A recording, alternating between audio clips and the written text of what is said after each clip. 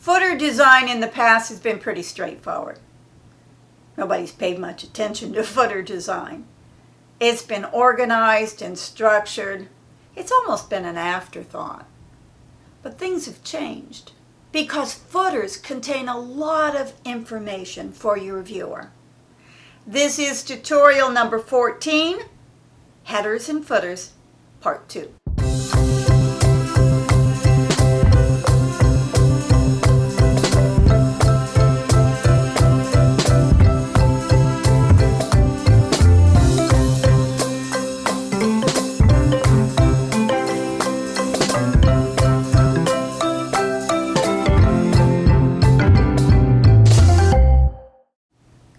Hi, I'm Candace. Welcome to Websites Made Easy with Candace. The tutorials are based on the chapters of my book, I Need a Website, What Do I Do Now? If you'd like to follow along, you can purchase my book at Amazon.com. The footer is the strip across the bottom of your web page, and it's the same on all your web pages, which makes it kind of good because you only have to design it once. It is probably the last thing most of your viewers will ever see on your website. And that makes it extremely important because it's your last chance to get their attention. Keep in mind what we discussed in the previous tutorial. Headers and footers should always have a simple design. They should be clean, uncluttered, in a readable font on a solid background. It should be organized, easy to navigate, and be the same on all the pages of your website. In the past, footers have all looked pretty much the same. And if you scroll down to the bottom of the page, why stay? Things are changing. Footer design has sparked a lot of interest lately. You can engage the viewer, and unlike the header, the size of the footer doesn't take up space on the page. It just simply adds length to the page. So you can do all kinds of innovative stuff, and it can be fun. Basic items that you should include in the footer. Contact information is one of the most important items to include. You want your viewers to be able to contact you. You want to give them your name, your physical address, the email, your phone number. You can also include hours of operation and a map. Also include social media links. This encourages your visitors to stay on your site longer. And don't put those links in the header. Because if they're in the header, your viewers may just decide to leave a little bit quicker. Make them see what you have on your website first. Call to action, or CTAs, increase conversion rates by helping undecided viewers to make up their mind in favor of a product or information or to join your newsletter. It makes them do something. A popular CTA is the subscription sign-up. And website builders have lots of apps for you to use to enable your viewer to sign up for a newsletter or join an email list. And your copyright. This is a must for any website. It's a notice that helps protect your website from plagiarism. By adding the copyright symbol and the current year, as well as the name of the copyright owner, you claim that elements in your website are your own. And anyone who steals your work cannot claim ignorance that they just didn't know. It's important on January the 1st of every year to update your copyright year. And add your logo again because that strengthens your brand recognition. All website builders have a privacy policy. It's a link to a page that explains the type of information your website collects and how it's used. And you can also add terms of service, which refers to the general rules and guidelines that people must follow when they're using your website. It's not mandatory. When a viewer clicks submit, they're agreeing to your rules. Every website builder has an app for terms of service.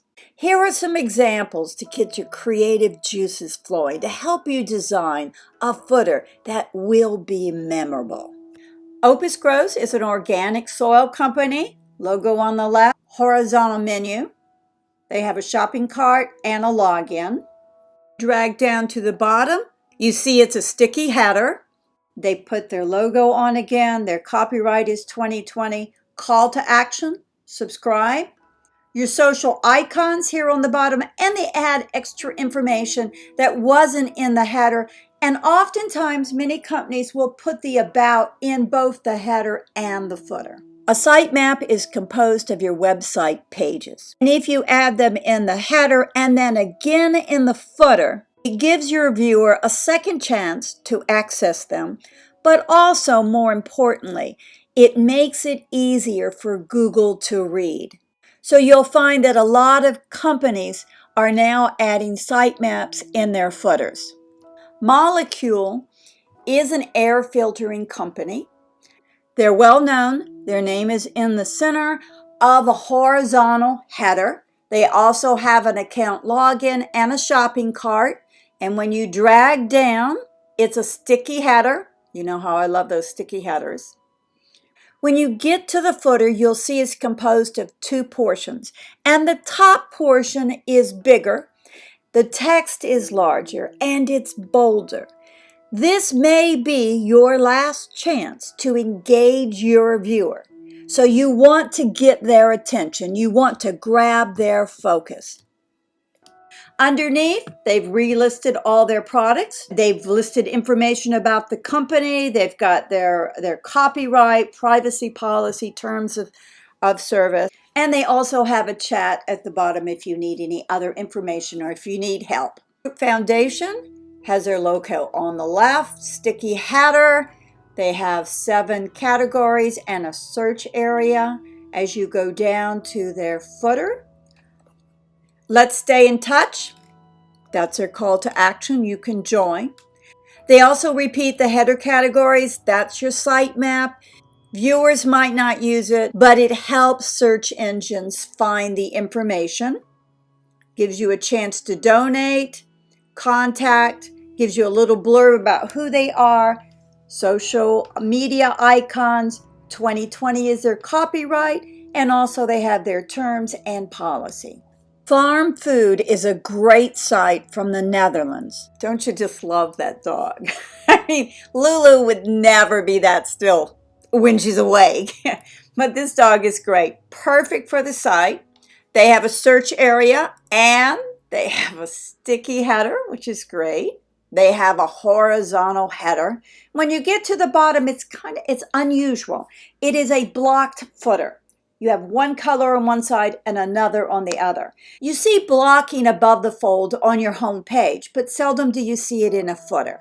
And this is really quite nice. They've got their information about their company and their logo on the left, and they have all the different categories. They've added their social media, and on the bottom they have their privacy policy and their copyright. Oops. Uh-oh. Somebody goofed here. Should be 2020. You always want to make sure you have the current copyright. But aside from that, everything's great on this site. Row 7 is a seed company. A little interesting because the name of the company is right here in the middle. And then the menu is on the top. It's a transparent menu. It's hard to read, but when you start to scroll down, it'll change black on white. If you hover over shop, it'll open up all the different seeds. And then you can check our story. This is your login. Let's go ahead and drag down so we can read it. Your login, contact. This is a search menu, and this is their cart. As you scroll down, you see their wonderful images here. A product produced by the seeds that they sell. And then when you get to the bottom, you have the roots surrounding the footer.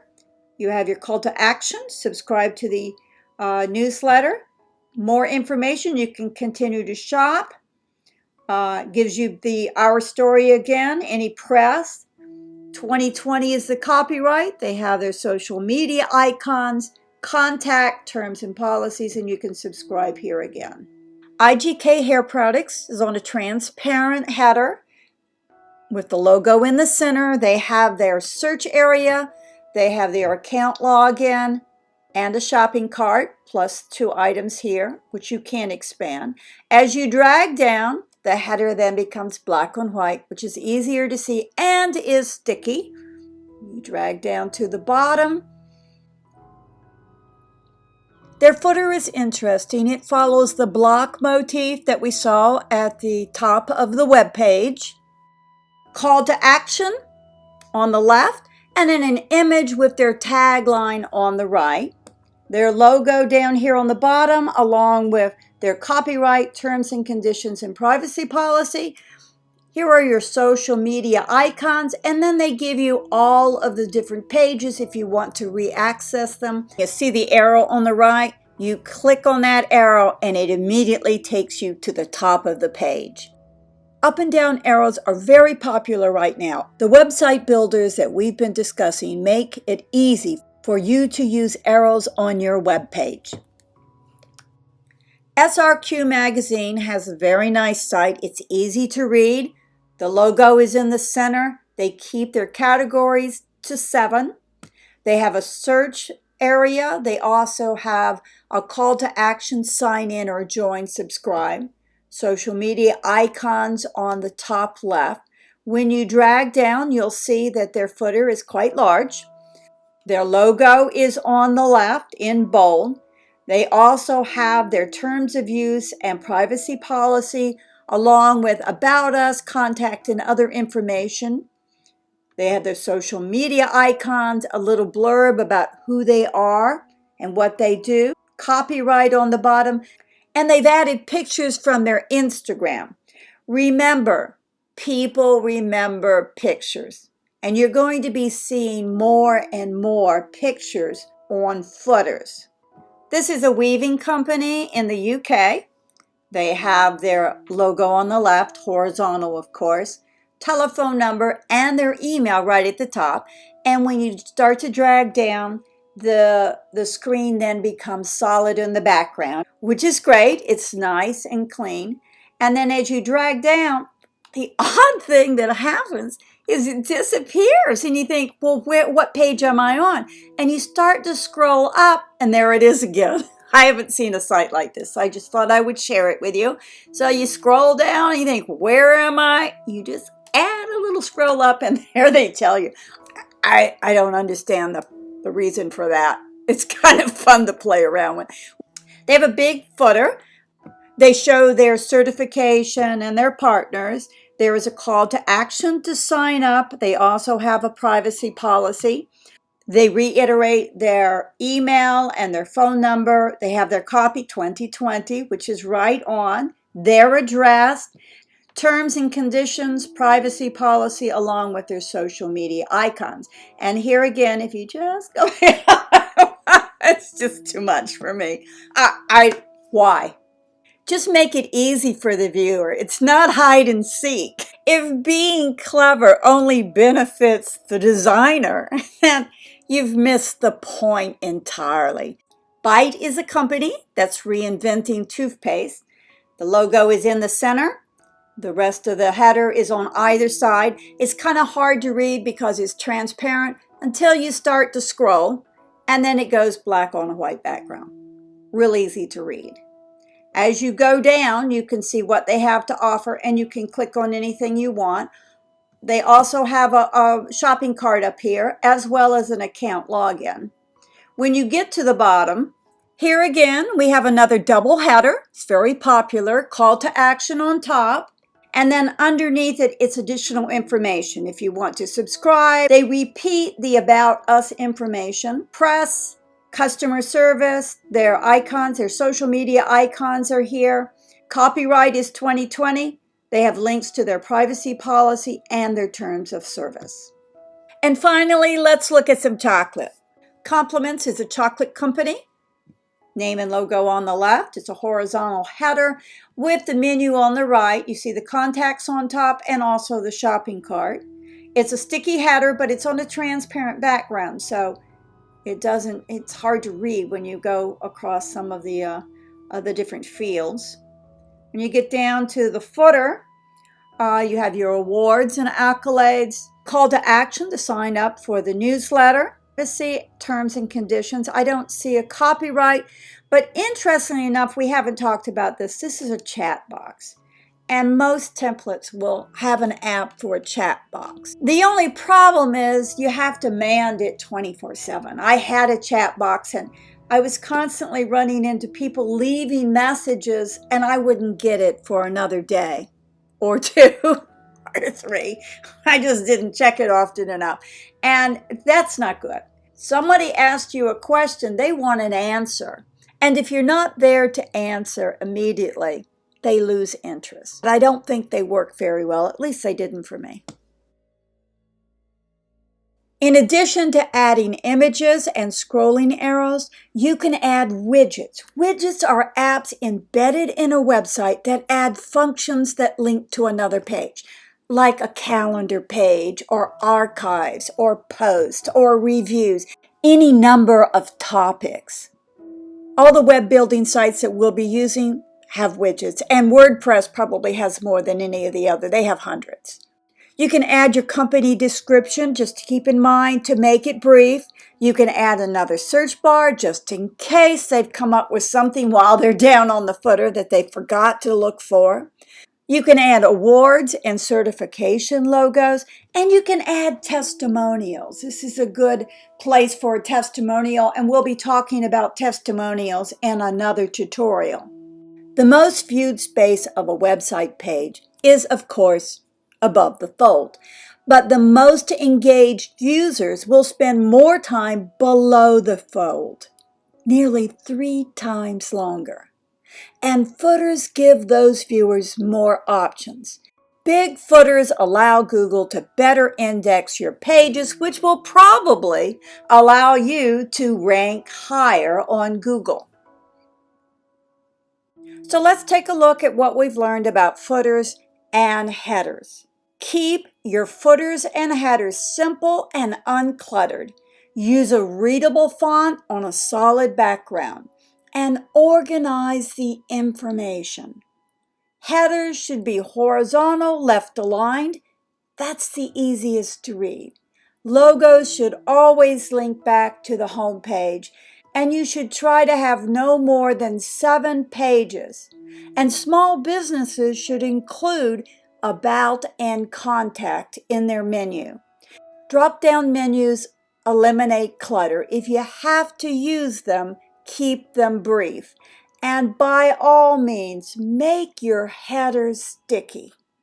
Footers should include your logo, address, email, and phone number.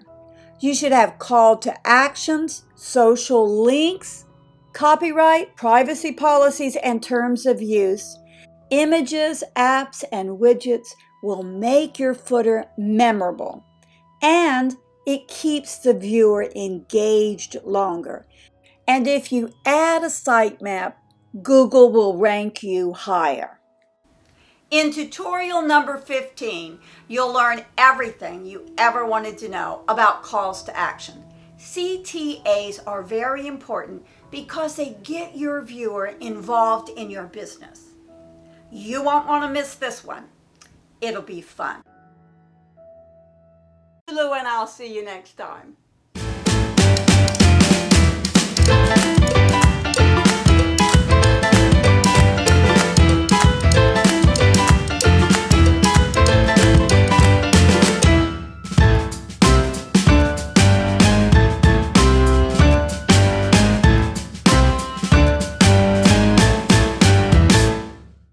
Many different kinds of